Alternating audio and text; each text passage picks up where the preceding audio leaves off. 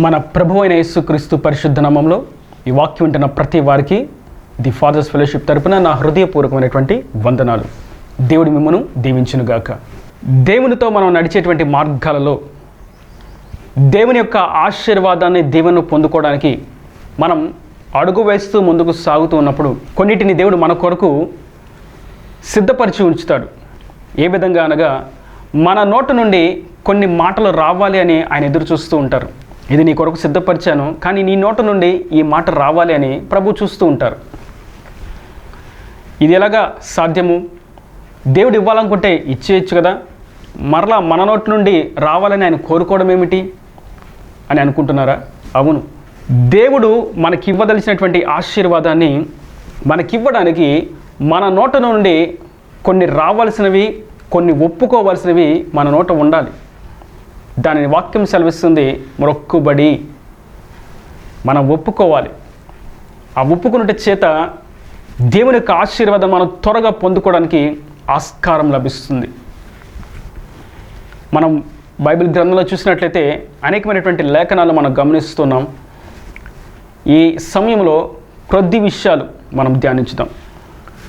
మొట్టమొదటిగా సమూయేలు మొదటి గ్రంథము 1వ అధ్యాయము 10వ వచనం. బహు దుఃఖాక్రాంతురాలై వచ్చి యెహోవా సన్నిధిని ప్రార్థన చేయుచు బహుగా ఏడ్చుచు, సైన్యములకు అధిపతిగా యెహోవా, నీ సేవకురాలైన నాకు కలిగి ఉన్న శ్రమను చూచి నీ సేవకురాలైన నన్ను మరొక జ్ఞాపకము చేసుకొని నీ సేవకురాలైన నాకు మగపిల్లను దయచేసిన ఎడల వాని తల మీదకి క్షౌరపు కత్తి ఎన్నటికీ రానియక వాడు బ్రతుకు దినములన్నిటను నేను వానిని యెహోవాకు నీకు అప్పగింతనని మొక్కుబడి చేసుకొనెను. ఆమె యెహోవా సన్నిధిని ప్రార్థన చేయుచుండగా ఏలీ ఆమె నోరు కనిపెట్టుచుండెను. చదివినటువంటి వాక్య భాగంలో హన్నా అనేటువంటి స్త్రీ సంతానం కోసం ఎన్నో సంవత్సరాల నుండి ఎదురు చూస్తుంది. వాళ్ళ భర్త ఆమెకు బిడ్డలు పుట్టట్లేదని ఇంకో వివాహం కూడా చేసుకున్నాడు. ఇదంతా చూసినటువంటి హన్నా చాలా నలిగిపోతూ ఉంది. చాలా బహు దుఃఖాక్రాంతురాలు. ఇక్కడ రాయబడినటువంటి మాట, బహు దుఃఖాక్రాంతురాలై బహుగా ఏడ్చుచు. ఎంత ఏడ్చిందంటే, ఎంత దుఃఖము, తన బాధ అంతా కూడా దేవుని పాదాల చెంత వెలగక్కుతున్నది. మనం ఆలోచించినట్లయితే ఆ దుఃఖము, ఆ బాధ హన్నాకి ఆ రోజు కలిగిందా? కాదు. ఆమెకు కొన్ని సంవత్సరాల నుండి ఆ బాధ ఉంది. కొన్ని సంవత్సరాల నుండి ఆ కన్నీటి ప్రార్థన చేస్తుంది. కొన్ని సంవత్సరాలుగా నలిగిపోతూ ఉంది, వేదనకు గురవుతూ ఉన్నది. కానీ ఇక్కడ చేసినటువంటి ప్రార్థన తన యొక్క జీవితంలో ఆ ప్రార్థన అంశం గురించి కానీ చేయాల్సిన అక్కర్లేదు అన్నటువంటి విధంగా దేవుడు మార్చివేశాడు. కేవలం ఒకే ఒక హేతువు. ఆమె అంటుంది, నీ సేవకురాలైనటువంటి నన్ను ఒక్కసారి జ్ఞాపకం చేసుకో, నాకు మగబిడ్డనివ్వు, ఇస్తే నేను నీ పనిలో వాడిని ప్రతిష్ఠిస్తా. ఇక నీ ఆలయంలోనే వాడు ఎదుగుతాడు, నీ పని కోరికాడు జీవిస్తాడు. కేవలం నాకు కుమారుడు పుట్టాడు అనేటువంటి సంతోషాన్ని నాకు కలిగి చెయ్యి అని హన్నా దేవునితో ఒక తీర్మానం చేసుకుంది. ఎప్పుడైతే దేవునితో ఆ మొక్కుబడి చేసుకున్నదో హన్నాకి వెంటనే గర్భము తెరవబడింది. చక్కటి 12 శిశువు హన్నాకు అనుగ్రహించబడ్డాడు. అతడే ప్రవక్త అయినటువంటి సమూయేలు. దేవుడు ఆ మొక్కుబడి తన నోటి నుండి వచ్చేంత వరకు ఎదురు చూశారు. ఎప్పుడైతే ఆ మొక్కుబడి తన నోటి నుండి వచ్చిందో దేవుడికి ఆలస్యం చేయలేదు, వెంటనే ఆమెకు ఆశీర్వాదాన్ని ఇచ్చారు. ఎందుకని ఆ మొక్కుబడి చేస్తేనే దేవుడు ఆశీర్వదిస్తారంటే కానీ కాదు, ఆ మొక్కుబడి చేత దేవునికి ఒక ఉన్నతమైనటువంటి ప్రణాళిక నెరవేర్చబడడానికి కారణమవుతుంది. సమూయేలు గొప్ప ప్రవక్తగా మార్చబడడానికి హేతు ఏమిటి? కేవలం అతడు దేవుని ఆలయంలో ఎదుగుట చేత. మరి దేవుడి ఆలయంలో ఎదగాలంటే సేవకులకు మాత్రమే అర్హత. మరి సేవకుడిగా తీర్చిదిద్దబడాలంటే, సేవకుడిగా అర్పించాలంటే ఎలా? తల్లిదండ్రులు సేవకులకు ప్రతిష్ఠించాలి. ఇప్పుడు సమూయేలు అనేటువంటి ప్రవక్త దేవుని పని కొరకు ప్రతిష్ఠించబడకపోతే ప్రవక్తగా మార్చబడేవాడు కాదు.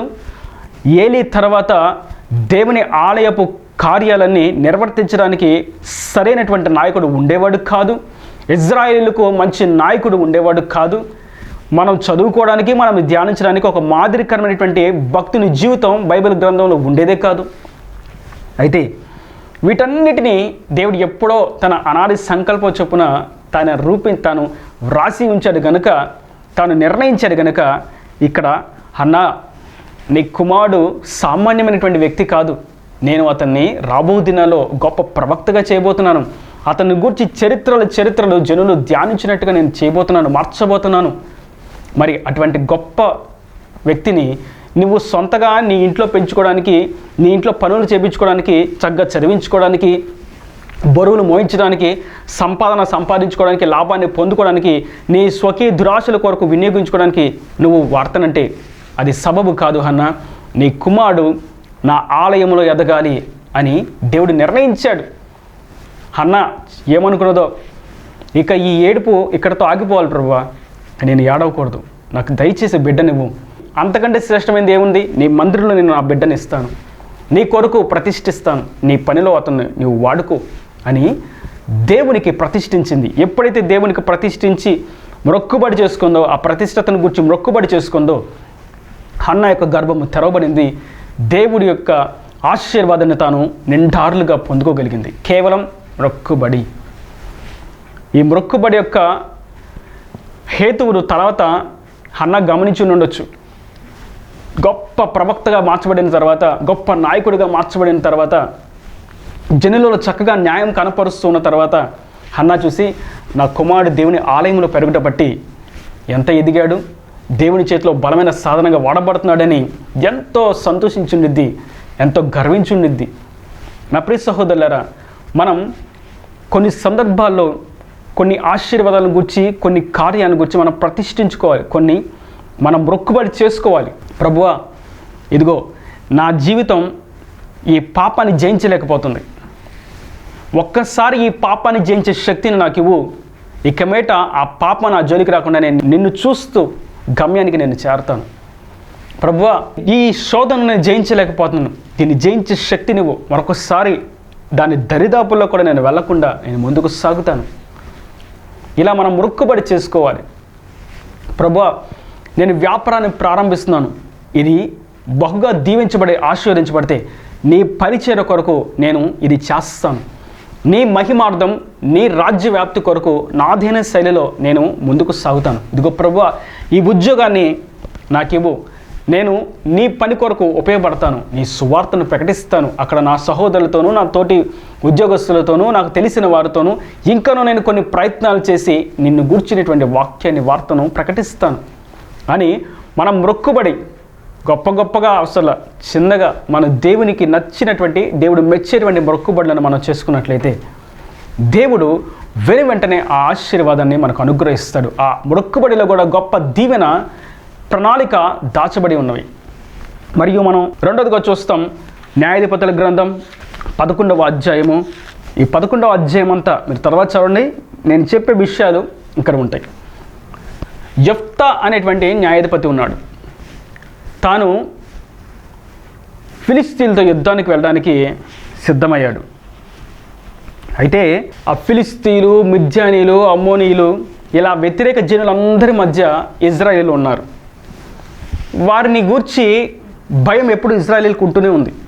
అయితే దేవుడు తన సేవకుని చేత, తనది ఏర్పరచుకున్నటువంటి పాత్రల చేత వాటన్నిటి నుంచి విడిపిస్తూ నెమ్మదిని కలుగు చేస్తున్నారు. ఇక్కడ జరిగినటువంటి సన్నివేశం ఏదనగా, యెఫ్తా అనేటువంటి న్యాయాధిపతి ఉన్న సమయంలో అమ్మోనీయులు మరియు ఫిలిస్తీన్లు వీళ్ళతో యుద్ధం జరుగుతున్నది. ఈ సందర్భంలో యెఫ్తా దేవుడితో ఒక తీర్మానం చేసుకున్నాడు. ఏమనంటే 11వ అధ్యాయము 30వ వచనం. అప్పుడు యెఫ్తా యెహోవాకు మొక్కుకొనెను, ఎట్లనగా, నీవు నా చేతికి అమ్మోనీయులను నిశ్చయముగా అప్పగించిన ఎడల నేను అమ్మోనీయుల యొద్ద నుండి క్షేమముగా తిరిగి వచ్చినప్పుడు నన్ను ఎదుర్కొనుటకు నా ఇంటి ద్వారము నుండి బయలుదేరి వచ్చినదేదో అది యెహోవాకు ప్రతిష్ఠితమగును, మరియు దహన బలిగా దాన్ని అర్పించేదనను. ఇక్కడ యెఫ్తా దేవునితో ఒక మొక్కుబడి చేసుకున్నాడు. ప్రభువా, నేను శత్రువులతో యుద్ధం చేయడానికి వెళ్తున్నాను, ఇదిగో నాకు ఆ యుద్ధంలో జయమిచ్చి నన్ను క్షేమంగా ఇక్కడికి మరలా నా కుటుంబానికి, నా ఇంటికి నా స్వదేశానికి తీసుకొని రా. అప్పుడు నన్ను ఎదుర్కోవడానికి ఏదైతే నా ఇంటిలో నుండి మొట్టమొదటి వస్తుందో అది నేను నీకు ప్రతిష్ఠిస్తాను, నీకు బలిస్తాను అని అన్నాడు. దేవుడు యెఫ్తాకి గొప్ప శక్తిని ఇచ్చాడు. అది 29వ వచనంలో చూస్తాం.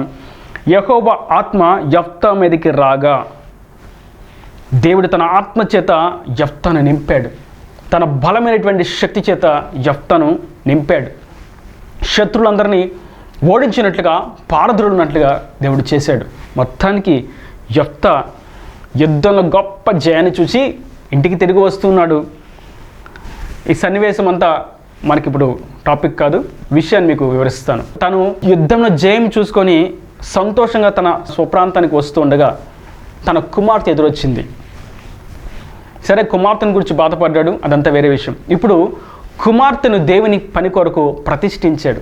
ఇక మీట అమ్మా, నువ్వు నాతో ఉండకూడదు, దేవుని పని చేయాలి, నువ్వు దేవుని ఉద్దేశాన్ని నెరవేర్చాలి, దేవుని ప్రకటించాలి, దేవుని రాజ్యవ్యాప్తి కొరకు నువ్వు పని చేయాలి.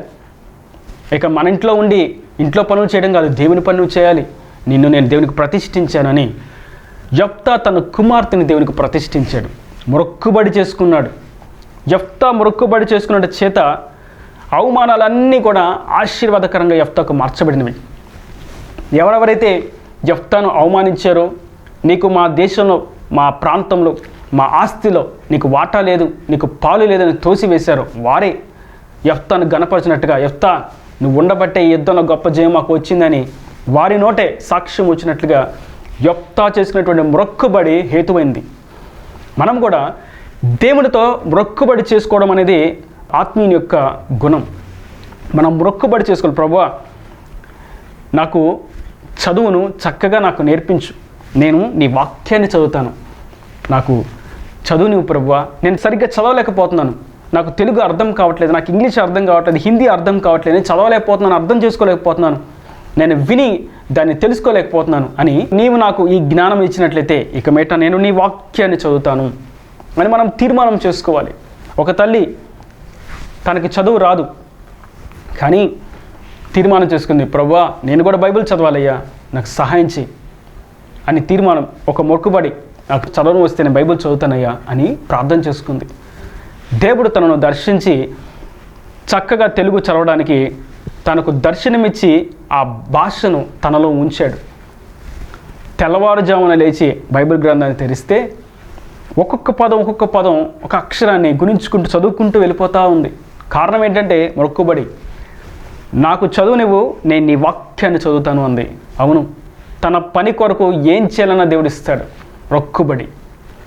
ఆ మొక్కుబడిలో ఉన్నటువంటి శక్తిని మనం చూసినట్లయితే చాలా బలమైనది.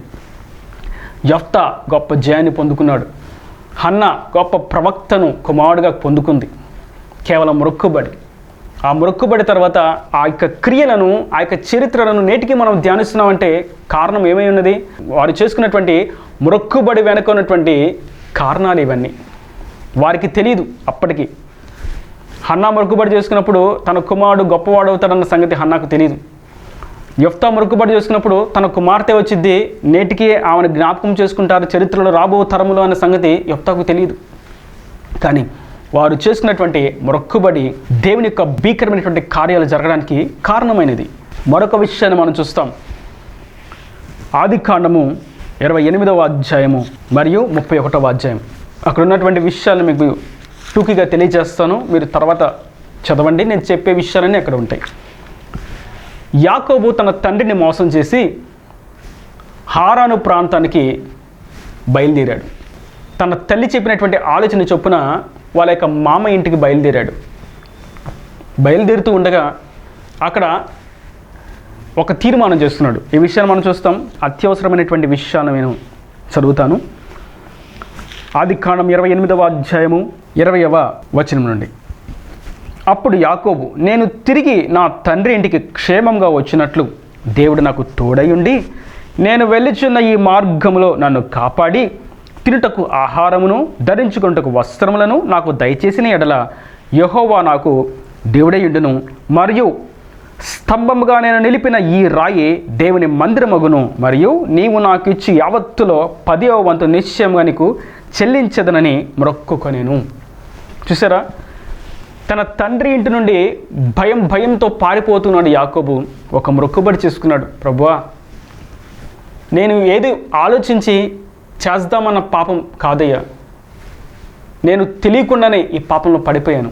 మా తల్లి ఇచ్చినటువంటి ఆలోచన చొప్పున ఆయన ముందడుగు వేయట చేత నేను ఇంత దుష్కార్యానికి కారణమయ్యాను, నన్ను క్షమించు. ఇదిగో ఇప్పుడు నేను మా బంధువుల ఇంటికి వెళ్తున్నాను, నాకు క్షేమాన్ని దయచేయి, నన్ను క్షేమంగా మరలా నా స్వదేశానికి తీసుకునిరా, నాకు వస్త్రాన్ని ఇవ్వు, నాకు ఆహారం దయచేయి, నాకు ఆరోగ్యాన్ని ఇవ్వు, ఇదిగో నాకు అటువంటి ఆశీర్వాదాన్ని నాకు దయచేయి. ఇప్పుడు నేను ఉన్నటువంటి ఈ ప్రాంతంలో, ఇప్పుడు నేను నిలబెట్టినటువంటి ఈ చిన్న రాయి, దీనిని నేను ఒక మందిరంగా బలిపీఠం కడతాను, నీకు బలులు అర్పిస్తాను అని యాకోబు దేవునితో మొక్కుబడి చేసుకున్నాడు. నిజంగానే సంవత్సరాలు దేవుడు యాకోబుకు సమృద్ధిని ఇచ్చాడు. ఆహారం కొదువ చేయలేదు, వస్త్రాలు కొదువు చేయలేదు, ఆరోగ్యాన్ని కొదువు చేయలేదు, అన్ని సమృద్ధిగా ఇచ్చాడు. మరియు 4 భార్యలను ఇచ్చాడు, శిశువులను ఇచ్చాడు, తనని విస్తరింపచేసి బహు సంతానవృద్ధి కలుగు చేశాడు. యాకోబు ఏదైతే దేవుడితో మొక్కుబడి చేసుకున్నాడో దానికి మించినటువంటి ఆశీర్వాదాన్ని దేవుడు యాకోబుకి ఇచ్చాడు. ఇప్పుడు యాకోబు దేవునితో చేసుకున్నటువంటి మొక్కుబడి, ప్రభువా నేను నీకు మందిరాన్ని కడతా, నన్ను దీవించు, నన్ను ఆశీర్వదించు, నా కోసం నేను ఇల్లు కట్టుకోవడం కాదు, నా కోసం నేను డూప్లెక్స్లు కట్టుకోవడం కాదు, నీ కొరకు నేను మందిరాన్ని కడతాను అని తీర్మానం చేసుకున్నాడు. నా సంపాదన నేనే తింటాను, నా పిల్లలే తింటాం, దాచుకుంటాం, ఎక్కువైతే కావాలంటే మరలా వచ్చే నెల తింటాం, రేపు రాత్రి తింటామని ఉన్నది దాచుకోవడం, కూర్చుకోవడం అక్కడ కాదు ప్రభువా, నేను నీ మందిరంలో 10వ భాగం ఇస్తాను, 10వ వంతు నీకు చెల్లిస్తాను, నా రాబడిలో నీకు 10వ వంతు నేను అర్పిస్తాను, ప్రతిష్ఠిస్తానని యాకోబు ఒక మొక్కుబడి దేవునితో చేసుకున్నాడు. ఈ మొక్కుబడి చేత సంవత్సరాల తరబడి యాకోబు పోషించబడ్డాడు. యాకోబు విస్తారమైనటువంటి సమూహానికి నాయకుడిగా మార్చబడ్డాడు. మరియు అసలు ఇంకా మనం శ్రేష్టమైనటువంటి విషయాన్ని గమనించినట్లయితే యాకోబు ఇజ్రాయేలుగా మార్చబడి, ఆ ఇజ్రాయేలు ఎప్పటికీ తరతరములకు జ్ఞాపకార్థపు నామంగా మార్చబడిపోయింది. అంత ఎక్కువగా దేవుడు హెచ్చించాడు. నేటికి మనం ఆ ప్రాంతాన్ని ఇజ్రాయేల్ అనే పిలుస్తాం. ఎక్కడి నుండి వచ్చింది ఆ పేరంటే ఈ మొక్కుబడి చేసిన ఈ యాకోబు దగ్గర నుండే వచ్చింది. ఈ మొక్కుబడిని బట్టి యాకోబు యొక్క ఆశీర్వాదం అప్పటికి యాకోబుకు తెలియదు ఎటువంటి ఆశీర్వాదాన్ని పొందుకుంటాడు. తన జీవితం ఎండిపోయినట్టుగా, మూడుబారిపోయినట్లుగా, విసిరివేయబడినట్లుగా, ఎవరు కూడా ఆదరణ చూపించలేనిదిగా మార్చబడిపోయింది. కానీ ఎప్పుడైతే యాకోబు దేవునితో ఒక మొక్కుబడి చేసుకున్నాడో తన జీవితాన్ని దేవుడు ఆశీర్వాదకరంగా, దీవెనకరంగా చేశాడు. మరియు యాకోబును బట్టి తాను ఎక్కడ ఉన్నారో ఆ జనులను సైతం దీవిస్తూ ఉన్నాడు దేవుడు. ఈ వాక్యం ఉంటున్నటువంటి నా ప్రియ సహోదరులారా, దేవుడితో మనం మొక్కుబడి చేసుకొని దేవుని చిత్తానుసారంగా మనం జీవిస్తున్నప్పుడు దేవుడు మనకిచ్చేటువంటి ఆ ఆశీర్వాదాన్ని మనతో పాటు మన కుటుంబం కూడా అనుభవిస్తుంది. మనం ఆ ఆశీర్వాదాన్ని పొందుకున్నప్పుడు ఆ సంతోషంలో ఉన్న మన కుటుంబీకులు కూడా పాలిభాగస్తులు అవుతారు, కేవలం మనము చేసుకునేటువంటి మొక్కుబడిని చేత. కనుక మొక్కుబడిలో ఎన్నో ఆశీర్వాదాలు దాచబడి ఉన్నవి.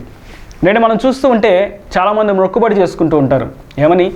నేను 40 రోజులు నీ కొరకు నాజీరు చేయబడతాను ప్రభువా, నేను 21 రోజులు నీ కొరకు నాజీరు చేయబడతాను. ఏంటి నాజీరు వ్రతం అంటే? నీ కొరకు ప్రతిష్ఠించుకుంటాను. ఇంకా ఆ రోజులు, ఆ 40 రోజులు, 20 రోజులు, ఆ 7 రోజులు నేను నీ కొరకు. ఆ తర్వాత అప్పటి వరకే ప్రభానికి సమయం, అక్కడి నుంచి తర్వాత నా సమయం. ఇక అక్కడితో మొక్కుబడి అయిపోయింది. ఇక నాకు నచ్చినట్టుగా నేను జీవిస్తాను. ఇన్ని రోజులు నేను మందు తాగకుండా, మాదక ద్రవ్యాలు తీసుకోకుండా ఉన్నాను. ఇన్ని రోజులు నేను సినిమాలు చూడకుండా, అబద్ధాలు ఆడకుండా ఉన్నాను. ఇన్ని రోజులు నేను మోసం చేయకుండా, అన్యాయం చేయకుండా ఉన్నాను. ఇన్ని రోజులు నేను దొంగతనం చేయకుండా ఉన్నాను. ఇన్ని రోజులు నేను నీకు ఆయాసకరమైనటువంటి పాపాలు చేయకుండా ఆజ్ఞానుసారంగా జీవిస్తున్నట్టుగా ఉన్నాను.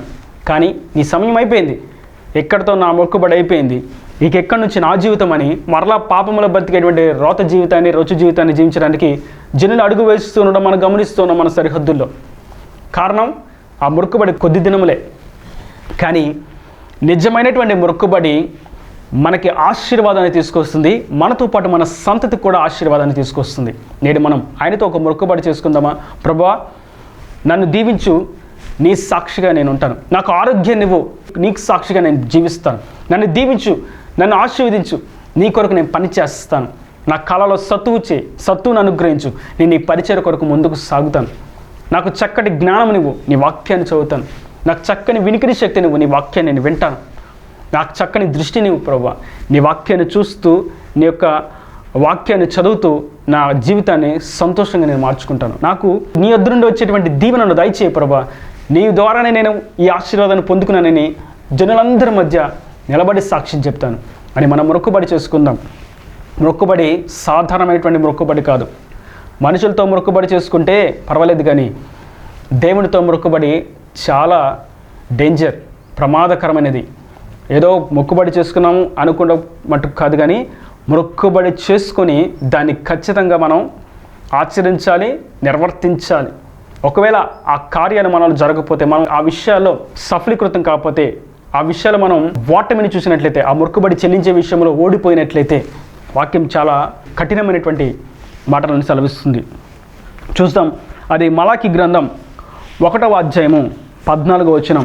నేను ఘనమైన మహారాజునై ఉన్నాను, అన్ని జనులలో నా నామము భయంకరమైనదిగా ఎంచబడుచున్నదని సైన్యములకు అధిపతిగా యెహోవా సెలవిచ్చుచున్నాడు. కాబట్టి తన మందలో మగది ఉండగా యెహోవాకు మొక్కుబడి చేసి చెడిపోయిన దానిని అర్పించు వంచకుడు శాపగ్రస్తుడు. దేవునితో మొక్కుబడి చేసుకొని కార్యాన్ని దేవుడి చేత అనుభవించిన తర్వాత, ఇక సంతోషాన్ని ఆశీర్వాదాన్ని పొందుకున్న తర్వాత, ఇప్పుడు ఆ మొక్కుబడి ఆడ చెల్లిస్తాం, ఇప్పుడు వద్దులే తర్వాత చూద్దాం అని చెడిపోయిన దాన్ని లేదా మర్చిపోవడం అనేటువంటి కార్యాలు జరిగితే వాక్యం సెలవుస్తుంది, అది శాపాన్ని తీసుకొస్తుంది. దేవునితో మొక్కుబడి సాదాసీదా విషయం కాదు. ఎంత శక్తివంతమైనదో అంత శాపాన్ని, అంత దేవుని యొక్క ఉగ్రతను తీసుకొస్తుంది. మరియు మనకు ఇంకో విషయాన్ని చూస్తాం. సామెతల గ్రంథం 20వ అధ్యాయము 25వ వచనం. వివేచింపక ప్రతిష్ఠితమని చెప్పుటయు మ్రొక్కుకునిన తర్వాత దానిని గూర్చి విచారించుటయు ఒకనికి ఉరియగును. వివేచన లేకుండా మొక్కుబడి చేసుకోవడం, అసలు మొక్కుబడి చేసుకున్న తర్వాత ఎందుకు చేసుకున్నానా, దేనికోసం చేశానా, దాన్ని గురించినటువంటి ఆలోచన లేకపోవడం అనేది వారికంటే అది ఉరిగా మార్చబడుతుందని వాక్యం సెలవిస్తుంది. చాలా కఠినమైనటువంటి మాటలు. ఆ మొక్కుబడిలో ఎంత ఆశీర్వాదం ఉన్నదో, మొక్కుబడిని మనం చెల్లించకపోతే మనకది మంచిది కాదని ప్రభు సెలవిస్తున్నారు. కనుక నేటి వాక్యం ఉంటున్నటువంటి నా ప్రియ సహోదరులారా, మనం మొక్కుబడి చేసుకోవాలి. ఖచ్చితమైనటువంటి మొక్కుబడి, ఆ మొక్కుబడి మనం నిక్కచ్చిగా అనుసరించాలి. కొందరిని చూస్తూ ఉంటే మొక్కుబడి చేసుకుంటారు, ఈ వ్యాపారాన్ని ప్రారంభిస్తున్నాను, లేదా పలానా చోట నేను ధనాన్ని ఇన్వెస్ట్ చేస్తున్నాను, పెట్టుబడి పెడుతున్నాను, దానిలో నేను ఆశీర్వాదం చూస్తే నేను ఇలాగా దేవుని కొరకు చేస్తానని మొక్కుబడి చేసుకుంటారు. నిజంగానే దేవునికి మంచి ఆశీర్వాదాన్ని ఇస్తాడు, కానీ ఆ మొక్కుబడిని పక్కన పెడతారు. ఎన్నో మన కళ్ళ ముందు కనిపిస్తూ ఉంటాయి ఇటువంటివి. బిడ్డకు ఆరోగ్యం రాగానే నేను మందిరికి వచ్చి సాక్ష్యం చెప్తా అంటారు. ఆరోగ్యం వచ్చింది కానీ సాక్ష్యం చెప్పరు. నా కుటుంబంలో నా కుమార్తె వివాహం జరిగితే నేను సువార్త కూడికను పెట్టించుకున్న కృతజ్ఞత కూడిక నా కుటుంబంలో జనులందరికీ వినిపింప చేస్తానంటారు. కానీ కార్యం జరిగిన తర్వాత దేవుని గూర్చిన సువార్త ప్రకటించడానికి వారు వెనకడుగు వేస్తారు. ఇలా మనం చూస్తూ ఉంటే ఎన్నో విషయాలు మొక్కుబడి చేసుకుని చెల్లించకపోతే అది వారికి మంచిది కాదు, అది శాపాన్ని తీసుకొస్తుంది, ఉరిగా మార్చబడుతుందని ఎంతో భయంకరమైనటువంటి మాటలు మనం చూస్తున్నాం. మొక్కుబడి ఎంతో ఆశీర్వాదాన్ని తీసుకొస్తుంది, కానీ దాని విషయంలో మనం విఫలమైతే అది మంచిది కాదు. అందుకే ప్రసంగి గ్రంథంలో అంటాడు, దేవుడిచ్చిన జ్ఞానం చొప్పున ఓ మంచి సలహా ఇస్తున్నాడు. చూద్దాం ఆ విషయాన్ని. ప్రసంగి గ్రంథం 5వ అధ్యాయము 5వ వచనం. నీవు మొక్కుకొని దాన్ని చెల్లించుము, నీవు మొక్కుకొని చెల్లింపకున్నట్టు కంటే మొక్కుకొనకునుంటే మేలు. ఎంతసేపు వాక్యం విన్నామండి, మొక్కుబడి చేసుకుందాం అనుకుంటున్నాం అని వాక్యం కోసం నా కోసం మొక్కుబడి చేసుకోవద్దు. దేవుని ఆశీర్వాదాలు వచ్చేస్తే అలా జరిగిపోద్ది, ఇలా జరిగిపోద్దానని అనాలోచనగా మొక్కుబడి చేసుకోవద్దు. నువ్వు మొక్కుకొని దాన్ని ఆలోచించి చెల్లించాలి. నీవు మొక్కుకొని చెల్లించకపోతే దాన్ని గూర్చినటువంటి ఆలోచన, దాన్ని గూర్చినటువంటి జ్ఞాపకం లేకపోతే అసలు అటువంటి మొక్కుబడి చేసుకోవద్దు అని ప్రసంగి చక్కటి సలహా ఇస్తున్నాడు. పరిశుద్ధాత్ముడు కొన్ని ప్రాముఖ్యమైనటువంటి విషయాలను ప్రసంగి ద్వారా తెలియజేశారు. మొక్కుబడి చేసుకొని చెల్లించుకోకుండా మర్చిపోయేటట్టయితే అసలు నువ్వు మొక్కుకోవద్దు, అది మంచిది కాదు. ఎందుకంటే అది శాపాన్ని, ఉరిని తీసుకొస్తుంది. అది ఆశీర్వాదాన్ని అక్కడే ఆపివేస్తుంది, ఆటంకంగా నిలిచిపోతుంది. కాబట్టి మొక్కుబడి ఎంత శక్తివంతమైనదో ఆ మొక్కుబడి చెల్లించకపోతే దానివల్ల వచ్చేటువంటి పర్యవసానాలు కూడా అంతే భయంకరంగా ఉంటాయి. మనకు వాక్యం ఉంటున్నటువంటి నా ప్రియ సహోదరులారా, మనం దేవునికి ప్రతిష్ఠించుకుందాం. దేవుని చేత శక్తివంతమైనటువంటి భీకరమైనటువంటి ఆశీర్వాదాలను మనం పొందుకుందాం. మనం చేసుకునేటువంటి చిన్న మొక్కుబడి గొప్ప ఆశీర్వాదాన్ని తీసుకొస్తుంది. ఆ చిన్న మొక్కుబడిని మనం చెల్లించక, అవిధేయులుగా మార్చబడక, క్రమము తప్పి అక్రమం చేయవారుగా నిలబడక, దేవునికి ఆ మొక్కుబడిని చెల్లించిన వారంగా మరిన్ని ఆశీర్వాదాలు పొందుకోవడానికి కారణముగా మనం నిలబడదాం. ఒకవేళ మొక్కుబడి చేసుకొని చెల్లించినట్లయితే అంతకు మించిన ఆశీర్వాదాన్ని దేవుడిస్తాడు. అదే ఒకవేళ మొక్కుబడి చేసుకొని చెల్లించకపోతే ఆ పొందుకున్న ఆశీర్వాదం క్రమక్రమంగా దిగజారుతూ ఉంటుంది. కనుక దేవునితో మొక్కుబడి సాధారణమైనటువంటి విషయం కాదు. సేవకునితో అబద్ధం ఆడక చెప్పింది చేయనట్లుగా, మొక్కుబడి చేసుకున్న దాన్ని చెల్లించినట్లుగా, ఒకవేళ ఎప్పుడో మొక్కుబడి చేసుకున్నప్పటికీ ఇప్పుడు దాన్ని జ్ఞాపకం చేసుకుని దాన్ని చెల్లించుటకు సంసిద్ధులుగా ముందడుగు వేసి దేవుని ఆశీర్వాదాలను మెండుగా పొందుకుందుముగాక. ఈయన దేవుని మాట ప్రతివాని హృదయంలో నీటికట్టు ఫలింపు చేయనుగాక. ఆమెన్. God bless you. తలల వంచి కన్నులు మూసినట్లయితే మీ కొరకు ప్రార్థన.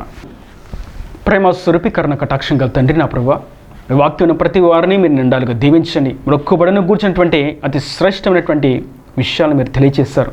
ఆ మొక్కుబడి చేత ఎన్నో భీకరమైనటువంటి ఆశీర్వాదాలు మా పితరులు పొందుకున్నారని మీరు సెలవిచ్చారు. ఈ వాక్యాన్ని వారు కూడా నీతో మొక్కుబడి చేసుకొని నీ మహిమార్థంగా నీ రాజ్య వ్యాప్తి కొరకు వారు సైతం నీ పనిలో పాలిభాగస్తులు ఉంటే సహాయం దయచేయండి. ఎంతో ఖర్చుతో కూడుకున్నటువంటి నీ పని, ఎంతో ప్రయాసతో కూడుకున్నటువంటి నీ పని వారు సైతం పాలిభాగస్తులు ఉన్నట్టుగా మొక్కుబడి చేసుకొని నీ చేత ఆశీర్వాదాన్ని పొందుకున్నట్టుగా మీరు దీవించండి. ఇంకనూ మొక్కుబడి చేసుకొని దాన్ని మర్చిపోయేవారు కాక సాతాను యొక్క కుయుక్తిలో చిక్కుకొనకుండానట్టు కృప దయచేయండి. ఇక్కడ వారి ప్రతి అవసరతను అక్కర్ను నీ మహిమలు తీర్చి ఎండాలుగా దీవించి నీ రాకడ రాజ్యంలో సిద్ధపరచమని, అది ఉద్యోగమైన, వ్యాపారమైన, సంతానమైన, వారి కుటుంబంలో సమాధానమైన, వివాహాలైన సమస్త విషయాల వారి మొక్కుబడిని మీరు దీవించి ఆశీర్వదించమని యేసు పరిశుద్ధ నామమున ప్రార్థించి వేడుకుంటున్నాను తండ్రి. ఆమెన్. ఆమెన్. మరిన్ని వాక్య సందేశముల కొరకు ది ఫాదర్స్ ఫెలోషిప్ అని మీరు యూట్యూబ్లో సెర్చ్ చేసినప్పుడు మీకు శ్రేష్టమైనటువంటి ఉపదేశాలు అందించబడతాయి. ప్రతిదినము క్లుప్త సందేశాల ద్వారా దేవుడు పరిచయం నడిపిస్తున్నాడు. మీ యొక్క ఆధ్యాత్మిక వృద్ధి కొరకు, ఉన్నతమైనటువంటి ఉపదేశాల కొరకు, సత్య సహవాసం కొరకు, తండ్రితో ఒక ప్రత్యేకమైనటువంటి అనుబంధం కొరకు ది ఫాదర్స్ ఫెలోషిప్ అనేటువంటి సహవాసంలో మీరును పాలిభాగస్తులు కండి, వాక్యాలు వినండి, ఆత్మీయ వృద్ధి పొందండి. God bless you.